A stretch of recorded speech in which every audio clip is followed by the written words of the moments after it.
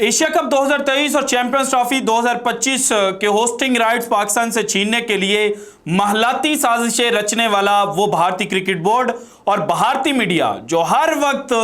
एक ही नारा लगाता है और एक ही सदा बुलंद कर रहा होता है कि जनाब we are the number one, we are the don of the cricketing world. और हमारी जो इन्वेस्टमेंट क्रिकेट में इतनी ज्यादा है कि कोई क्रिकेट बोर्ड तो दूर की बात है, आईसीसी भी हमारे खिलाफ नहीं जा सकता। उसके साथ WTC फाइनल के दौरान लंदन में ओवल के ग्राउंड पर किस तरह से दो नंबरी की जा रही है, किस तरह से भारतीय बैट्समैनों को आउट करने के लिए जो ऑस्ट्रेलियन बॉलर्स हैं उन्होंने दो नंबरी की, उन्होंने बॉल टेम्परिंग की, इसके सबूत पाकिस्तानी मीडिया और पाकिस्तान के एक्स क्रिकेटर बासित अली साहब मंजर आम पर ले आए हैं। और वो भारतीय मीडिया जो पाकिस्तान के खिलाफ तो हर वक्त जहरीला प्रोपेगेंडा करता रहता है, लेकिन अब जनाब विक्रांत गुप्ता साहब को ले लें या स्पोर्ट्स यारी पर बैठा हुआ वो भारतीय एनालिस्ट जो हर वक्त कहता था कि बाबर आजम तो जिम्बाब्वे आजम है, उसके लबों की जो जनाब सकनत नहीं अब तक मिल सकी या उसके जो लब अभी तक सिए हुए हैं, वो बता रहे हैं कि जनाब या तो जो भारतीय क्रिकेट बोर्ड है वो इस सारे वाकये में मुलव्वस है या भारत जो है उसको ये इंस्ट्रक्शंस दे दी गई हैं कि भाईजान आपने चुप रहना है। हुआ क्या है वर्ल्ड टेस्ट चैंपियनशिप के दौरान कि जिसकी वजह से पाकिस्तान के एक्स क्रिकेटर बासित अली साहब ने कुछ सवालात खड़े किए हैं, ये आज की वीडियो में मैंने आपके साथ शेयर करने हैं। कुछ प्रूफ हैं वो आपको दिखाने हैं ताकि आपको अंदाजा हो सके कि विराट कोहली, शुभमन गिल और जो पुजारा साहब हैं उनको आउट करने के लिए किस तरह से जो बॉल टेम्परिंग थी वो की गई थी। लेकिन सबसे पहले आज जनाब जो थर्ड डे था वो अब से चंद मिनट पहले जनाब स्टंप हुआ है। और अगर आज जनाब at the end of the day देखा जाए तो इस वक्त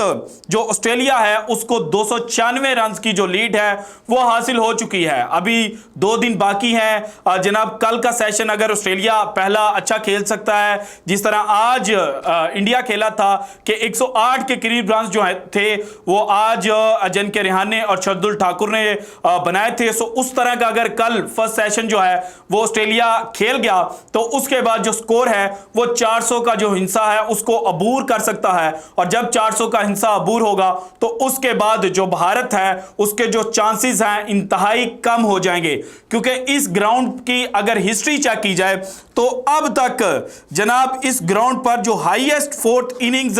सक्सेसफुल चेज है वो है 263 और वो भी जनाब 121 साल पहले यानी कि 1902 में इंग्लैंड और ऑस्ट्रेलिया के दरमियान जब मैच खेला जा रहा था इस ग्राउंड पर तो उस वक्त इंग्लैंड ने जनाब ये रन चेज किया था और रिकॉर्ड बनाया था। अगर कल जनाब विराट कोहली साहब का, शुभमन गिल का, रोहित शर्मा का, पुजारा का, अजिंक्य रिहाने का बल्ला चलता है और एक्सपेक्टेड ये है कि जनाब इन बैट्समैनों में से जिस तरह से राहुल द्रविड़ और VVS लक्ष्मण ने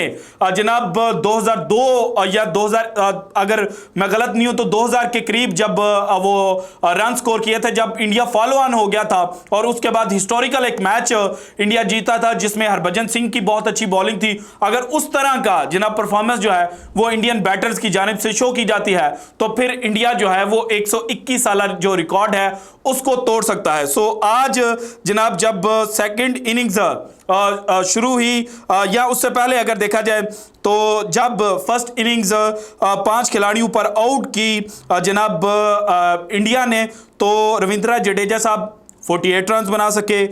शेखर भरत जो हैं 5 रन बनाए, शरदुल ठाकुर 51 रन बनाए, उमेश यादव 5, मोहम्मद शामी 13 और अजिंक्य रिहाने जो एक नई फॉर्म में एक नई क्लास में नजर आए थे IPL के दौरान, उन्होंने 129 गेंदें खेलकर 89 रन जो थे वो बनाए थे। जबकि ऑस्ट्रेलिया की तरफ से मिचेल स्टार्क 71 रन 2 विकेटें, पैट कमिंस 83 रन 3 विकेटें, स्कॉट बोलैंड 59 रन 2 विकेटें और कैमरन ग्रीन 44 रन देकर 2 विकेटें जो हैं वो हासिल की। और नेथन लायन जो थे उन्होंने एक विकेट हासिल की। इसके बाद जो ऑस्ट्रेलिया की सेकंड इनिंग्स स्टार्ट हुई तो इसमें जनाब डेविड वार्नर जो हैं वो जल्दी आउट हो गए और लगा कि शायद जो इंडियन बॉलर्स हैं उनको जो पेप टॉक विराट कोहली ने दी थी उसका असर हो गया है और इंडिया जो है वो ऑस्ट्रेलिया को जल्दी से जल्दी रिस्ट्रिक्ट कर लेगा ताकि जो जनाब फोर्थ इनिंग्स में स्कोर है वो ज्यादा ना चेस करना पड़े। और इसीलिए जो डेविड वार्नर हैं वो 1 रन बनाकर आउट हुए, उस्मान ख्वाजा ने 13 रन बनाए और उसके बाद जो लेबिशा ने और स्टीव स्मिथ हैं उन्होंने जनाब ऑस्ट्रेलिया को सहारा दिया। स्टीव स्मिथ 34 रन बनाकर आउट हुए। ट्रेविस हेड जो लास्ट इनिंग में जिन्होंने 150 से ज्यादा स्कोर किया था उन्होंने सिर्फ 18 स्कोर रन किए और इस वक्त जनाब लेबिशा ने और कैमरन ग्रीन जो हैं वो बिलतरतीब 41 और 7 रन पर नॉट आउट है। जबकि इंडिया की जानिब से मोहम्मद सिराज ने 41 रन देकर 1 विकेट हासिल की, शार्दुल ठाकुर कोई विकेट हासिल नहीं की, उमेश यादव ने 1 विकेट हासिल की, रविंद्र जडेजा ने 2 विकेटें हासिल की, 9 ओवर सिर्फ किए। और एक टाइम जब रविंद्र जडेजा जो हैं वो ऑस्ट्रेलियन बॉलर्स के लिए मुश्किलें खड़ी कर रहे थे तो उस वक्त इनको रिप्लेस कर दिया गया और इनकी जगह पे जो उमेश यादव हैं उनको लेकर आए। सो ऐसा लग रहा है कि जनाब आज जो मैच था या आज जो दिन था उसमें रोहित शर्मा अगेन जो हैं उनकी कप्तानी को लेकर सवाल खड़े होंगे कि जब रविंद्र जडेजा इतनी अच्छी बॉलिंग कर रहे थे तो फिर उनको रिप्लेस क्यों किया गया। और आज जिस तरह से बॉल ने टर्न लिया, जिस तरह से रविंद्र जडेजा ने बॉलिंग की, तो एक और सवाल खड़ा होता है कि जनाब जो WTC का करंट साइकिल था यानी कि 2021 से लेके 2023 तक जो हाईएस्ट विकेट टेकर थे और जो नंबर 1 इस वक्त टेस्ट के बॉलर हैं जनाब इस वक्त इंडिया के रवि अश्विन, उनको क्यों टीम में शामिल नहीं किया गया था। हालांकि जो ऑस्ट्रेलिया है उन्होंने नेथन लायन को जनाब अपनी टीम में शामिल किया हुआ था। अब आते हैं जनाब असल टॉपिक की जानिब। देखें इंडिया कल जब बैटिंग के लिए आया, जब फर्स्ट इनिंग थी उनकी, तो उस वक्त स्टार्ट जो था वो इंडिया का बहुत अच्छा था। रोहित शर्मा बहुत अच्छा खेल रहे थे, उन्होंने जनाब अच्छी खासी जो फेंटी है वो भी लगाई थी। लेकिन उनके आउट होने के बाद क्या होता है जनाब कि जो इंडियन 3 विकेटें हैं वो जल्दी से जल्दी गिर जाती हैं और इसी दौरान जो 18वां ओवर था उसमें बॉल भी चेंज होती है और 3 बॉलें हो चुकी थी 18वें ओवर की, if I am not wrong, तो उसके बाद बॉल चेंज होती है। वो जो बॉल चेंज होती है वो बैड कंडीशन की वजह से होती है, यानी कि जो ड्यूक का बॉल जो जल्दी अपनी जो साख्त है वो तब्दील नहीं करता, उसकी साख्त जो थी वो तब्दील हो चुकी थी। जब ड्यूक बॉल की जो साख्त है वो इतनी जल्दी तब्दील हुई तो फिर सवाल खड़े हुए और सवाल खड़े हुए उनका जवाब दिया पाकिस्तान के जो एक्स क्रिकेटर हैं, 19 के करीब टेस्ट खेल चुके हैं, बासित अली साहब, और इंडिया के बहुत बड़े क्रिटिक भी हैं, लेकिन चूंकि क्रिकेट लवर हैं, क्रिकेट से मोहब्बत करते हैं, तो उन्होंने सवाल खड़े किए। उन्होंने कहा कि जनाब जो वहाँ पर कमेंटेटर्स हैं या जो वहाँ पर इस वक्त स्पोर्टिंग स्टाफ है, क्या उनको नज़र नहीं आ रहा कि ये जो जनाब स्विंग हो रही है, ये जो रिवर्स स्विंग हो रही है, यानी कि 17वें ओवर में ड्यूक की बॉल जो है वो रिवर्स स्विंग होना शुरू हो चुकी है। ये क्या जो उस वक्त वहाँ पर जो स्टाफ है या जो एम्पायर्स हैं या जो कमेंटेटर्स हैं उनको नज़र नहीं आ रहा। और फिर उन्होंने इनिशियली बताया, यानी कि आप ये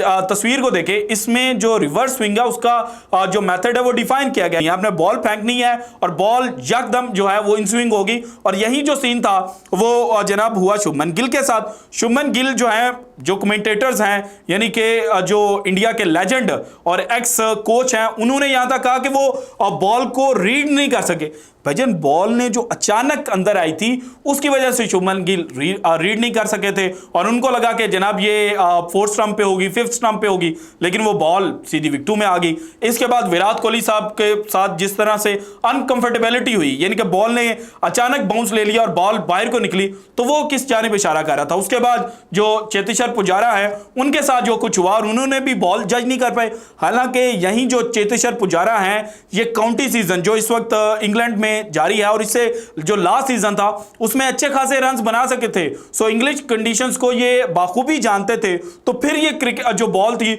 उसकी जो मूवमेंट है उसको रीड क्यों नहीं कर पाए। सो ये वो सवालात थे जो बासित अली साहब ने खड़े किए। अब इस पे कुछ जो इंडियन न्यूज़पेपर्स हैं उन्होंने तो सवाल खड़ा किया, लेकिन जो इंडिया के बड़े बड़े एनालिस्ट हैं, जिनको सबसे ज्यादा शोर मचाना चाहिए था कि भाईजान ये जो ऑस्ट्रेलियन क्रिकेटर्स हैं, जिनमें वार्नर, स्टीव स्मिथ और बेन क्रॉफ्ट थे, जो 2018 में साउथ अफ्रीका के खिलाफ टेस्ट सीरीज जीतने के लिए जिन्होंने जनाब बॉल टैंपरिंग की थी, तो क्या अब जो WTC का फाइनल है उसको जीतने के लिए बॉल टैंपरिंग नहीं कर सकते? या कम से कम जो रेफरी थे उनको इस सारी चीज को ओवरऑल देखना तो चाहिए था। हालांकि आज तीसरा दिन है और एक्सपेक्ट यह भी किया जा सकता है कि शायद बाद में जो मैच रेफरी हैं वो इस पर जो एक डिटेल्ड रिपोर्ट है वो जारी करें, और अगर शोर ज्यादा उठा, भारत से भी आवाजें उठना शुरू हो गई, तो हो सकता है कि ICC को भी इस सारे मामले में इंटरवीन करना पड़े। लेकिन इस वक्त की सूरत हाल यह है कि जनाब पाकिस्तान को नीचा करने और पाकिस्तान की जो अकड़ है उसको खत्म करने का जो दावेदार भारत है ना, उसकी खुद की जो अकड़ है वो इस वक्त ओवल ग्राउंड में ऑस्ट्रेलिया जो है वो निकाल रहा है, और ऑस्ट्रेलियन जो है वो खुलेआम यानी कि दंदनाते तो फिर रहे हैं, उसके अलावा बॉल टेम्परिंग कर रहे हैं, और भारत में से कोई उनके खिलाफ बोल ही नहीं रहा। So this is it from today's episode. अगर आपको वीडियो पसंद है तो लाइक कीजिएगा, ज्यादा से ज्यादा शेयर कीजिएगा, अपनी कीमती राय का इजहार लाजमी कीजिएगा, और अगर आपने अभी तक चैनल को सब्सक्राइब नहीं किया तो कर दें। शुक्रिया, अल्लाह हाफिज।